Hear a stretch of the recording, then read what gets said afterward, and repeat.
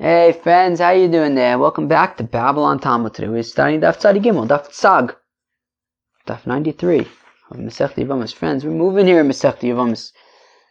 Oh, yeah, before you know it, friends. Before you know it. Well, friends, what are we talking about Daf Tzadi Gimel? Well, when I say wood.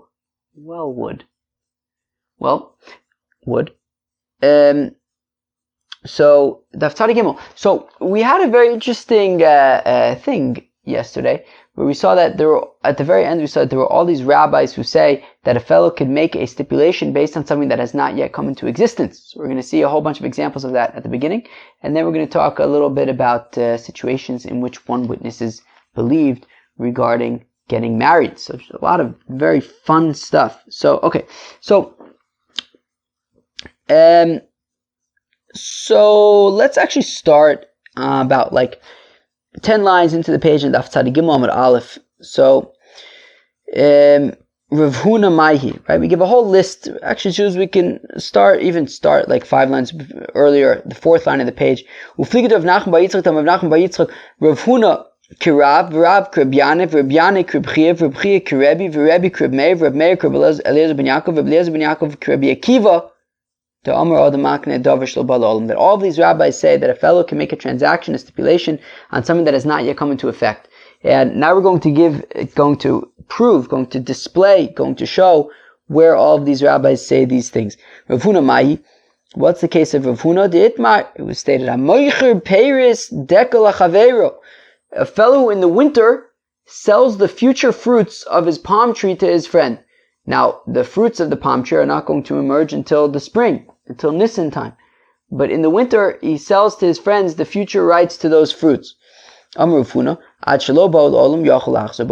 until, as long as the fruits haven't yet emerged, i.e., like during the winter, the friend could always renege. But once already the fruits come into existence, he can no longer pull out. Rav Nachman Omer, whereas Rav Nachman argues and says, no, even once the fruits do emerge, he could still pull out, because a fellow cannot make a transaction on future future things. But Rav Huna says that a person can make a valid transaction based on an event that will happen in the future, and therefore, once the fruits emerge, he would no longer be able to renege because it's a proper acquisition. Amar Rav Nachman Modina, says Rav Nachman that nonetheless, I do admit, however, even though I said that the transaction does not sort of take effect when the fruits emerge, but nonetheless, the Ishamet v'achil lo mafkinan mine, that if the acquirer did eat some of those fruits, we will not take them away from him. We will view them as being his. Rab de Amar Huna Amar Rab, that how do you know that Rab says that a person can make a transaction based on some future event? Omer lachaveru sadazo shani lokeach. So that Reuben could say to Shimon, listen, I'm going to purchase a certain field. When I do make that purchase, it will belong to you from now. I.e., he's saying, I have not yet purchased this field, but when I do in the future, then it will be yours from now, retroactively. The point is that he's making some kind of stipulation based on some future acquisition. Kana, and Rav says that it works. Rabbi Yaneh and Reb Chia feed 2 birds with 1 seed.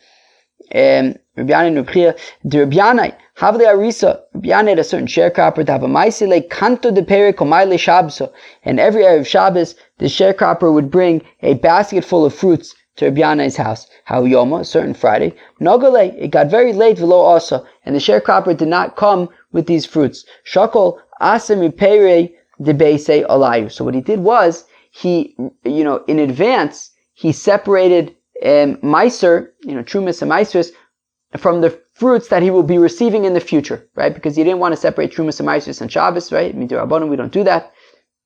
And therefore he said, look, I haven't yet received these fruits. It looks like I might be receiving them on Shabbos. I can't separate Trumas and Meisers on Shabbos. So what I'm going to do is I'm going to separate stuff now that will be for the future fruits.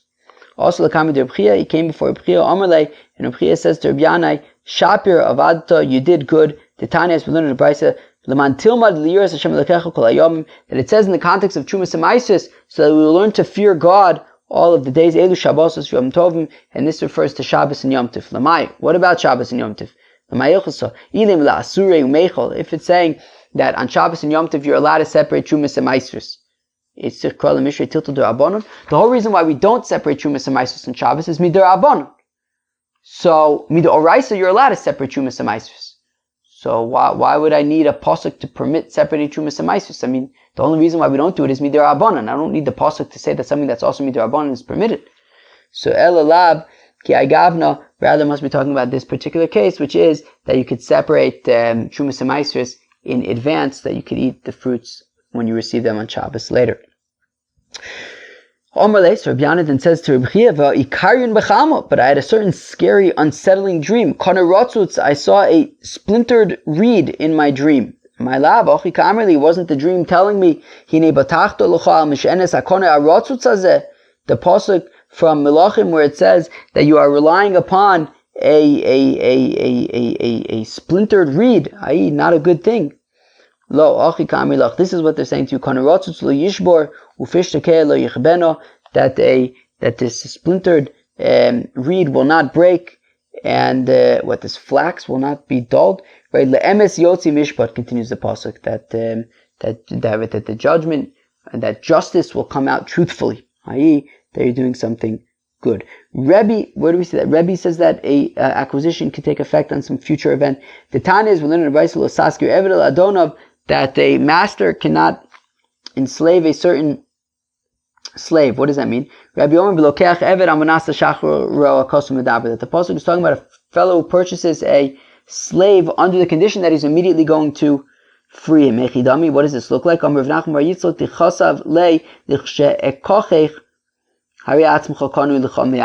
Basically, he writes a document and he writes to him that when I purchase you, you will then be free. So in that case, he's not allowed to enslave this fellow who he stipulated that when I in the future purchase you, you will be free. So we see that a acquisition that in effect can take place on something that will happen in the future. Reb Meir, what do we see that? Reb Meir says this, the Tanya is within the Brisa. Omer leisha, fellow says to a woman, you are betrothed to me after I convert, when I will convert, when you will convert, after I become free, after you will become free, after your current husband dies, after your sister dies, or once your Yavam does chalitza with you, so Tanakama says that she's not betrothed in that case, but Reb Meir says that she is. So we see that Reb Meir says that you can make a acquisition based on some future event. Rabbi Eliezer ben Yaakov the Tanya, Yosra Kenomar Rabbi Eliezer ben Yaakov, Afilu Amar Peris Aruga Zo Tzlushim Yu Truma Peris Aruga Zo Mechubarim. That if a fellow says that these fruits that have been detached from the ground are Truma and Meiser for the fruits that are still connected to the ground, or Peris Aruga Mechubarim, or Peris Zo Tzlushim, or that the fruits that are currently connected to the ground will be Trumas and Meisers for fruits that are currently detached from the ground. In both cases, he's referring to once they reach a third of their growth, and they are separated from the ground, detached from the ground. So once they reach a third and they are detached from the ground, so then his stipulation is relevant. So we see that according to Rabbi Eliezer ben Yaakov, a fellow can make a stipulation based on some future event. Rabbi Akiva Ditnan. How do we know that Rabbi Akiva says that you can make a stipulation based on a future event? Itnan, as we learned in our Mishnah yesterday, Konum shani ose leficha, that if a woman says that, hey, husband, man, you don't get any access to the stuff that I'm making, eno tzarich lahafer, so then he does not need to do afaris and darm in that case because her stipulation is irrelevant. Rabbi Akiva Omer Yafer, shematayde olav yasum in a roilo. Rabbi Akiva says that he should annul that vow because her vow could be relevant on future things that she might make above and beyond what would go to him. If she makes more than that amount, it sticks to her. Maybe she's talking about that stuff, so he could be made for that. But of Sheshis, the Takaas of Sheshis, it echod be Yevama mau. What happens if there's one witness but by a Yevama, right? We've been talking about where you have a married couple, he goes he's traveling somewhere, and then a witness says that he's dead, so then she can get remarried. But what if they don't have any children? And basically, when this fellow says that he's dead, she has to do yibum now. So how does the halacha apply in that case? Do we say time echad that the reason why we trust one witness or why one witness works, mishum de milsa davida leigluye lo mishaker v'achanami lo mishaker? Do we say that look, somebody's not going to lie about something that can be objectively proven wrong, right? Meaning, if a person's not going to come and tell this woman that her husband's dead if he could walk in the front door the next day, right? And therefore, because a person isn't going to lie about something like that, so we could trust that one aid, and the same thing would apply here, right? Meaning, if this guy's going to say that the husband's dead, but he can walk in the door the next day, I don't care if it's a Yevama, I don't care if it's no Yevama, right? The testimony would be equally as trustworthy. Or perhaps time of the Eid Echad mishum de'i daiko mitzvah, or maybe the reason for Eid Echad why we could work based on the testimony of the Eid Echad is because we trust that she is going to do research before remarrying. But in this case, it's her brother-in-law. I don't know, maybe she doesn't have a problem marrying her brother-in-law and she's just not going to do so much research. So maybe then we should not trust, the one witness would not be enough because we can't trust that she's going to do proper research.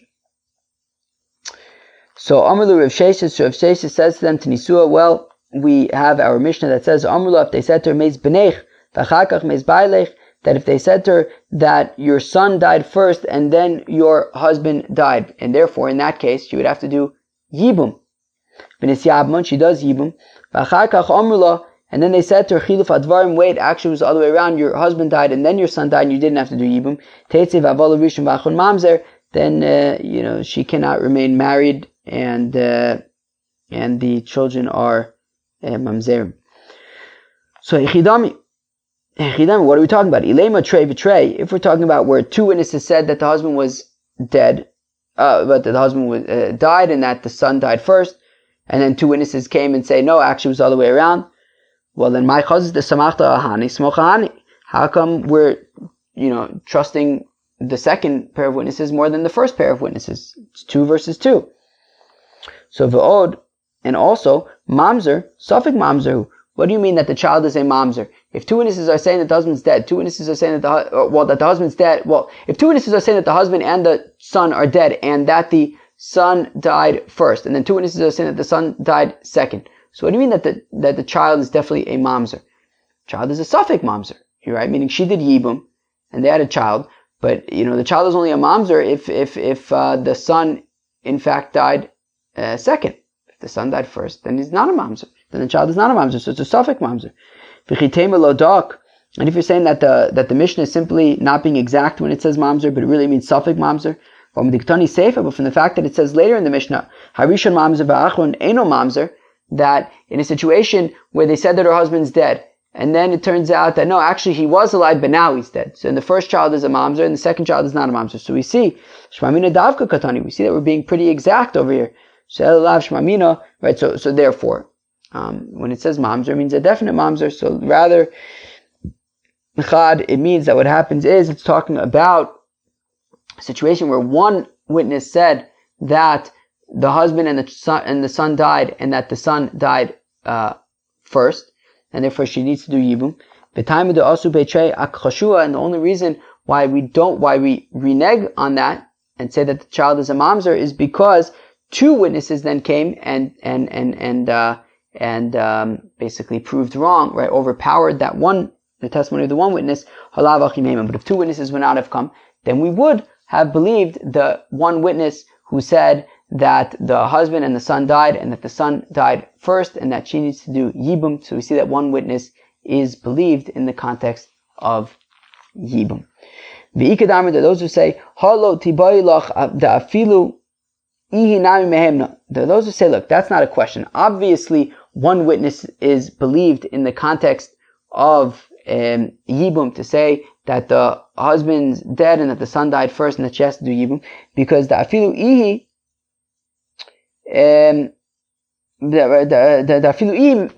that even she herself is believed. The Tanan is within the Mishnah, Isha Sha'amra Meiz Baili. Tinase, that if a woman says, look, my husband died, she's testifying about herself, well, she can get married to somebody else. Meis baili tisyabim. Or if she says that her husband's dead and they don't have any children, she can do yibum. So she's even believed about herself. Certainly somebody else, right, a separate testimony a separate witness who's testifying would be believed as well. Where what you should be asking is limishre yevama le'alma. What about to allow her to marry other people? So for example, what if one witness comes and says that her husband and her son died, and her husband died first, and now based on this one witness, she's now allowed to go and marry other people. So what do we say? Do we say taima de'erecha, that the reason why we could rely upon one witness? Do we say, well, because in general, if a person's going to testify about something that could be proven wrong, so he's not going to lie. So here also, he's not going to lie because it could be proven wrong because this testimony could be proven wrong as well, right? Or for example, or a different example that would probably be easier to prove would be that, if you have a woman whose husband dies, now she has to do yibum with the brother, but the brother's nowhere to be found. Now what does she do? She's stuck. So if now one witness comes and says, look, your Yavam is dead, so this is someone that can be easily proven wrong, right? If he shows up the next day, then clearly it's going to be proven wrong. So here also, if one witness testifies that he's dead, so then he's dead and she can go marry other people. Odilma, or perhaps maybe the reason why we could rely upon one witness is because she is going to then do her homework and make sure that he's really dead before getting married. But in this case, she might not actually go and do research properly because she might not like her yavam, and maybe if somebody's coming and saying he's dead, she's like, okay, great, that's good enough for me. She might marry somebody else. So Amrullah Rav Sheshes Tanisua says of Sheshes, well, we can learn it from our Mishnah. Amrullah, that if they said to a woman, Meis Bayich, that your husband is gestorben, V'achakach Meis Benech, and then afterwards your husband died, which means that she's allowed to get married to other people, right? Meaning at the time that her husband died, her husband had a son, so she can marry other people. V'nises, and she got married to some other person. And then they said to her, actually it was the other way around, that your son died first and really you're supposed to do yibum. Then she cannot remain married to this fellow who she married, and the child is a mamzer echidami. What are we talking about here? Here we're talking about two people came and said that the husband died first, and then two people said that actually the son died first. So my chazis the samachta hai smoch ahani smoch ahani. Right? Why are you choosing these two witnesses? Choose those two witnesses. It's 2 against 2. How did you decide who did you decide like? V'od, and more so, mamzer, suffik mamzer. If it's 2 against 2, why are you saying for sure that the child is a mamzer? It's a suffik mamzer. B'chitema lo dak, and if you can say, well, the Mishnah wasn't being so specific. It said mamzer, but it means a suffik mamzer. Hamiktani seifa, arishin mamzer v'achon eno mamzer. From the fact that in the case where they said that her husband's dead, and then they come back and saying, actually he was alive at that time, but now he's dead. So any child from from when the husband was alive would be a mamzer, but from once the husband's dead would be okay. So then shmamina didavka katani. So we see we are being exact. Elav. So rather chad. No. What's it talking about? It's talking about where the one witness came and said that her husband died and then her son died, and then 2 witnesses came and said that actually her son died and then her husband died. V'taim de asu. Betray. The reason why we believe the second witnesses is because they are 2 versus 1, akhashua, and they contradicted the first one.